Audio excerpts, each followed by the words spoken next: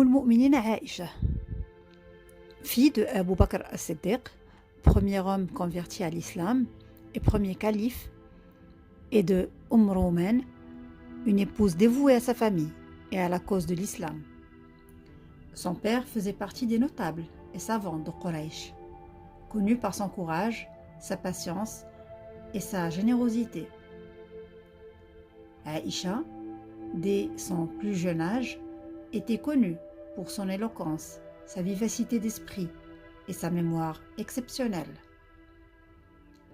Le prophète sallallahu alayhi wa sallam, après une période de veuvage d'1 an après Khadija,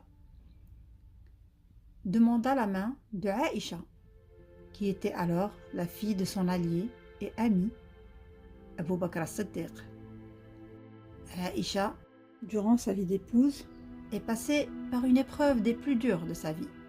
Une fois, alors qu'elle accompagnait le prophète dans une expédition et que leur convoi s'est arrêté pour une pause, elle se rendit compte qu'elle avait perdu son collier et sortit le chercher. Après l'avoir retrouvé, elle retourna sur les lieux de la caravane, mais celle-ci était déjà partie. Aïcha se retrouvait ainsi seule, au désert, au milieu de la nuit, et prit la décision de demeurer sur place en attendant qu'on envoie quelqu'un la chercher. Il finit par s'endormir. Le lendemain, elle fut réveillée par la voix de Safwan ibn Mu'attal, qui était chargé d'assurer l'arrière-garde du convoi. Il l'a reconnue et est descendu de son chameau pour lui céder sa place et l'emmener rejoindre la caravane l'après-midi. Ils n'échangèrent aucun mot pendant ce parcours. Quelques jours plus tard, des hypocrites, et à leur tête Abdallah ibn Ubay, ont profité de cet incident pour lancer une rumeur accusant Aïcha d'adultère avec le compagnon Safwan ibn Mu'attal radiyallahu anhu. Ces rumeurs, en ciblant l'honneur du prophète et de sa famille, avaient pour but d'attaquer sa prophétie et son message. La rumeur s'amplifia rapidement et nombre de croyants l'ont entendue, transmise et parfois crue. Une fois ces rumeurs parvinrent au prophète sallallahu alayhi wa sallam, sa colère ne prit pas le dessus, bien au contraire. Il ne porta pas de jugement hâtif, il mena son enquête et consulta les personnes les plus proches de lui. Ce comportement exemplaire nous éduque sur l'attitude à adopter face à toute information qui nous parvient de sources incertaines. De son côté, Aïcha, qui n'était pas encore au courant de ces rumeurs, a senti un changement dans le comportement du prophète à son égard, qui se contentait de prendre de ses nouvelles sans jamais s'attarder. Mais une fois qu'on lui rapporta ce qui se disait dans son dos, elle demanda à son mari la permission de se rendre chez ses parents. Finalement, le prophète sallallahu alayhi wa sallam décida d'en parler ouvertement avec Aïcha. Il lui dit: si tu es innocente, Allah t'innocentera.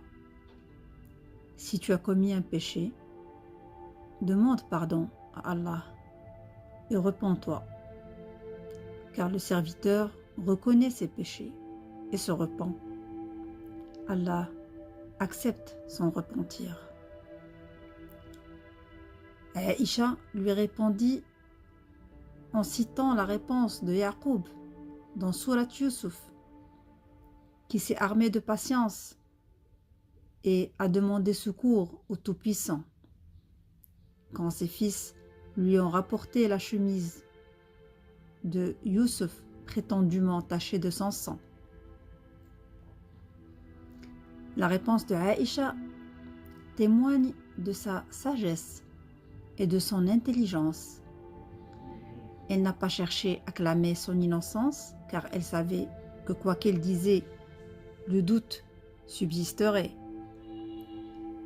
Et quoi de plus pertinent que la réponse d'un prophète, en l'occurrence Yaqub, dans une situation qui s'apparente à la sienne.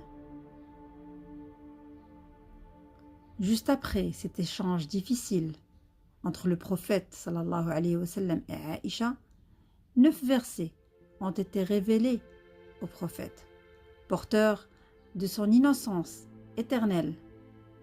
Ces versets ont non seulement dénoncé les hypocrites à l'origine de cette diffamation, et prouvé l'innocence et la chasteté de Aïcha, mais se sont adressés aussi à ceux qui relaient ou transmettent des informations sans être sûrs de leur véracité. Cet acte de transmettre des informations à tort et à travers peut sembler anodin dans notre vie de tous les jours, mais est considéré grave chez le Tout-Puissant. تحسبونه هينا وهو عند الله عظيم. Aïcha dira plus tard qu'elle était loin de penser que le Tout-Puissant dénoncera cette calomnie dans le Coran. Elle attendait tout au plus que le prophète fasse un rêve l'innocentant, car les rêves des prophètes sont des ru'ya, des visions véridiques. Pour conclure, je ne peux m'empêcher d'imaginer une situation pareille arriver dans nos familles. Le mari bafoué aura aussitôt fait d'incriminer sa femme sans preuve, ou commis un crime contre elle et son prétendu amant. Les parents auraient blâmé leur fille, puisqu'elle les aura déshonorés.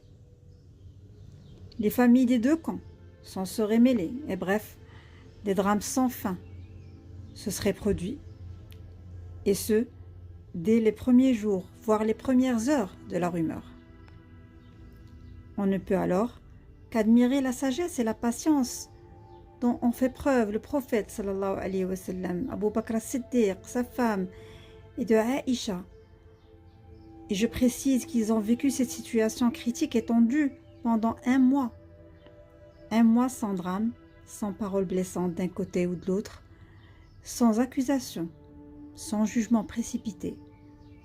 Ce sont là les vrais croyants face aux épreuves de la vie.